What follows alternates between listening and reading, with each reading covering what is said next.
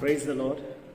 ప్రభు అయిన యేసుక్రీస్తు నామమున ఈ కార్యక్రమాన్ని వీక్షిస్తున్న మీ అందరికీ శుభములు తెలియజేస్తూ ఉన్నాను. విజన్ క్యూటీ ఫెలోషిప్ వారి యేసుతో ఏకాంత సమయం ఈ క్వైట్ టైం కార్యక్రమములకు మిమ్మల్ని ప్రేమతో ఆహ్వానిస్తున్నాను. ప్రతిదినము దేవుని వాక్యాన్ని ధ్యానిస్తూ మన ఆత్మీయ జీవితంలో మనం బలపడటానికై దేవుడు మనకు అనుగ్రహిస్తున్నటువంటి సమయాన్ని బట్టి ప్రభుకు వందనాలు తెలియజేస్తున్నాను. దేవుడు తన కృపను బట్టి సంవత్సరంలో గడిచిన 3 నెలలు ఆయన కాపాడి ఉన్నందుకై ప్రభుకు కృతజ్ఞతలు చెల్లిస్తున్నాను. ఈ 4వ నెలలో దేవుడు మనల్ని ప్రవేశింపజేసి ఉన్నాడు. ఈ యొక్క నెల 1వ తేదీ నుండి మనం ద్వితీయోపదేశ కాండం నుండి ధ్యానాలు తిరిగి ప్రారంభించాం. ఈనాడు మన ధ్యానం కొరకై ఏర్పాటు చేయబడిన లేఖన భాగము ద్వితీయోపదేశ కాండము 20వ అధ్యాయము మొదటి 20 వచనాలు. ముందుగా ఈ భాగంలో మనం మొదటి 4 వచనాలు చదువుకుందాం. నీవు నీ శత్రువులతో యుద్ధమునకు పోయి గుర్రములను రథములను మీకంటే విస్తారమైన జనమును చూచినప్పుడు వారికి భయపడవద్దు. ఐగుప్తు దేశము నుండి నేను రప్పించిన నీ దేవుడైన యెహోవా నీకు తోడయుండును. అంతేకాదు, మీరు యుద్ధమునకు సమీపించినప్పుడు యాజకుడు దగ్గరకు వచ్చి ప్రజలతో ఇలాగూ చెప్పవలను, ఇశ్రాయేలీయులారా వినుడి, నేడు మీరు మీ శత్రువులతో యుద్ధము చేయుటకు సమీపించుచున్నారు. మీ హృదయమును జంకనీయకుడి, భయపడకుడి, వణుకకుడి, వారి ముఖము చూచి బెదరకుడి. మీ కొరకు మీ శత్రువులతో యుద్ధం చేసి మిమ్మల్ని రక్షించువాడు మీ దేవుడైన యెహోవాయే. ఈనాటి లేఖన భాగం ఆధారంగా మనం ఏర్పాటు చేసుకున్న అంశం ఏదనగా, ఆయన నీ పక్షమున పోరాటము చేయును. ఈ విల్ ఫైట్ ఫర్ యూ. నేటి వాక్య భాగం యొక్క సారాంశాన్ని మనం గమనించినట్లయితే, ఇశ్రాయేల్ యొక్క విజయము వారి సైనిక శక్తిపై ఆధారపడి లేదు.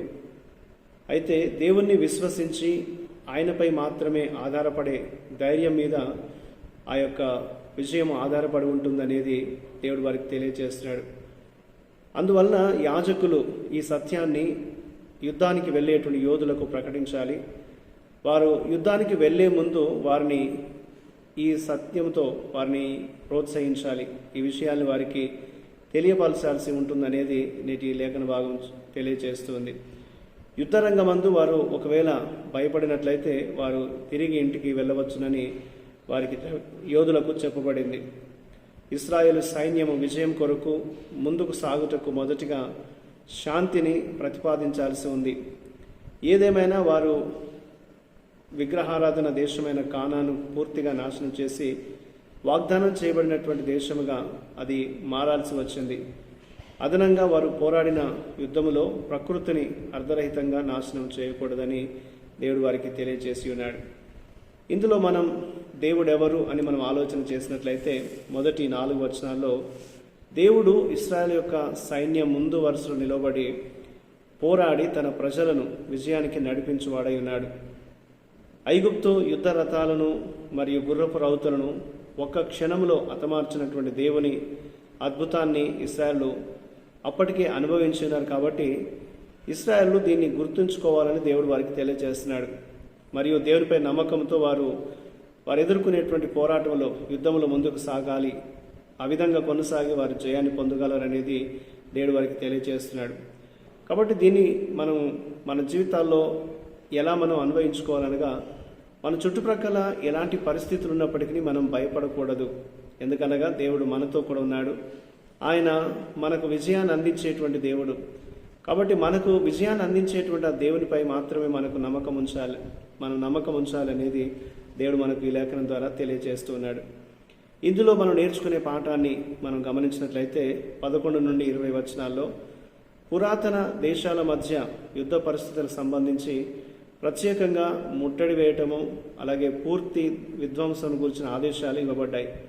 అయితే ఈరోజు మనం పాటించవలసిన ఆజ్ఞలు ఏవనగా, మనము ఏదైనా విషయాన్ని పొందాలి అని అంటే దేవునిపై నమ్మకం ఉంచాలి, బలహీనపైన శ్రద్ధ వహించాలి, మన శత్రువులను మనం క్షమించగలగాలి, అలాగే దేవుని సృష్టిని మనం గౌరవించాలి అనేది దేవుడు మనకు ఈనాటి పద్ధతిని మనకు తెలియజేస్తున్నాడు.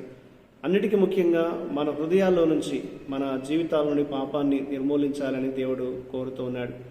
కాబట్టి మనం దేవుడు మన పక్షాన పోరాడతాడనేటువంటి విశ్వాసంతో మనం ఎదుర్కొనే ప్రతి పరిస్థితిలో కూడా ఆయన వైపు చూడాలి అని దేవుడు జ్ఞాపకం చేస్తున్నాడు. ఈరోజు మనకు దేవుడు ఇస్తున్నటువంటి ఆదేశాల ప్రకారంగా మనం జీవించాలి. ఆయన యందు విశ్వాసం ఉంచి బలహీనులను మనము వారిపైన శ్రద్ధ చూపిస్తూ శత్రువులను క్షమిస్తూ మన పాపము దేవుని ఎదుట ఒప్పుకొని దాన్ని నిర్మూలించే వారంగా ఉంటే దేవుడు తప్పనిసరిగా మన జీవితాల్లో మనం ఎదుర్కొనే ప్రతి కష్టం పైన, ప్రతి పరిస్థితి పైన ఆయన మనకు విజయాన్ని అనుగ్రహిస్తాడు అనేది దేవుడు మనకు జ్ఞాపకం చేస్తూ ఉంటున్నాడు. కాబట్టి మన పక్షాన పోరాటం చేసి మన పక్షాన కార్యం సఫలం చేసేటువంటి ఆ దేవుని మీద మనం సంపూర్ణమైనటువంటి నమ్మకాన్ని కనపరచాలనేది దేవుడు మనకు జ్ఞాపకం చేస్తున్నాడు. మనం ఎదుర్కొనే పరిస్థితులు ఎంత భయంకరంగా మన ముందు కనపడినప్పటికీ వాటిని చూసి మనం బెదరకూడదు అనేది, ఎందుకనగా మన పక్షాన ఉండి మనకు సహాయం చేయడానికి దేవుడు ఎల్లప్పుడూ తోడున్నాడనే విషయాన్ని, ఆ సత్యాన్ని గుర్తించాలనేది దేవుడు మనకు జ్ఞాపకం చేస్తున్నాడు. కాబట్టి ఆ రీతిగా మన జీవితాల్లో మనకు ఎటువంటి క్లిష్టమైన పరిస్థితులు ఎదురవుతున్నా ప్రభు మనతో ఉన్నాడన్నటువంటి విశ్వాసంతో, ధైర్యంతో ముందుకు సాగి దేవుడిచ్చేటువంటి ఆ గొప్ప కృపను అనుభవిస్తూ విజయం వైపు ముందుకు సాగాలి అనేది దేవుడు మనకు జ్ఞాపకం చేస్తున్నాడు. ఆ రీతిగా ప్రతిదినం దేవుడు మనల్ని ఆయన కృపలో జ్ఞాపకం చేసుకొని విజయపదం వైపు నడిపించినట్లుగా దేవుని సహాయాన్ని కోరుతూ మనం ప్రార్థన చేద్దాం. మా ప్రియ పరలోకపు తండ్రి, మీ కృపతో మమ్మల్ని కాపాడుతున్నందుకని వందనాలు. మా జీవితంలో మేము ఎదుర్కొనే ప్రతి పరిస్థితిలో మీరు మాతో ఉన్నారని గుర్తుంచుకొని ధైర్యంగా ప్రభా ఈ ఆధ్యాత్మిక యుద్ధానికి వెళ్ళడానికి మాకు సహాయం చేయండి. మీ కృపను బట్టి మమ్మల్ని నడిపించమని, మా జీవితాన్ని నీలో వర్ధిల్ల చేయమని, మా పక్షముగా మీరు పోరాడుతున్నందుకు నీ కృతజ్ఞతలు చెల్లిస్తూ యేసుక్రీస్తు పరిశుద్ధ నామమున అడిగి ప్రార్థిస్తున్నాను తండ్రి, ఆమేన్. ప్రియులారా, మీరు సమయం తీసుకొని ఈ యొక్క వాక్య ధ్యానాన్ని విన్నందుకు మీకు ప్రత్యేకమైన వందనాలు తెలియజేస్తున్నాను. ప్రతిరోజు మీకు అందించబడుతున్న ఈ అనుదిన ధ్యానాలు మీకు మేలుకరంగా ఉన్నట్లయితే మీ యొక్క అనుభవాల్ని మాతో పంచుకోవాలని కోరుతుంటున్నాను. ప్రభు కృప మనకు ఎల్లప్పుడూ తోడయుండి కాపాడును గాక. ఆమేన్.